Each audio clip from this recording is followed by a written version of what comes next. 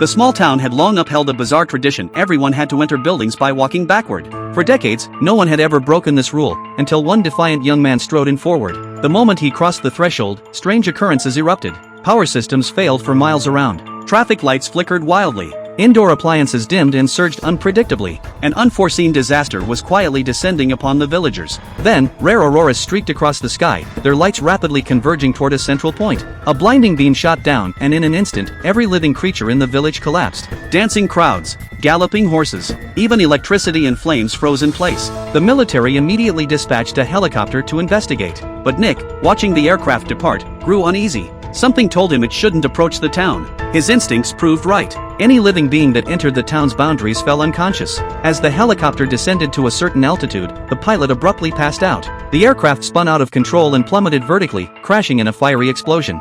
Faced with this uncontrollable phenomenon, authorities grew fearful. What began as a shelter-in-place order escalated to an emergency evacuation. Just as villagers boarded buses, Lisa's phone rang. Her daughter Casey was calling. Then other relatives' phones lit up one by one. The entire village had awakened. None remembered what happened the night before. They only knew they'd been inexplicably unconscious for 12 hours. But the horror didn't end there. Every woman of childbearing age felt a peculiar shift in their lower abdomens. A maternal instinct whispered the impossible: they might be pregnant. Yet none connected this to the mass blackout. Most assumed natural conception and never reported it to police. 2 months later, a young couple arrived at the hospital for a prenatal checkup. Instead of an exam room, staff led them to a conference hall, the site of a confidential meeting arranged by higher authorities. Specialists delivered a chilling revelation. Since the blackout, every unconscious woman of childbearing age had become pregnant.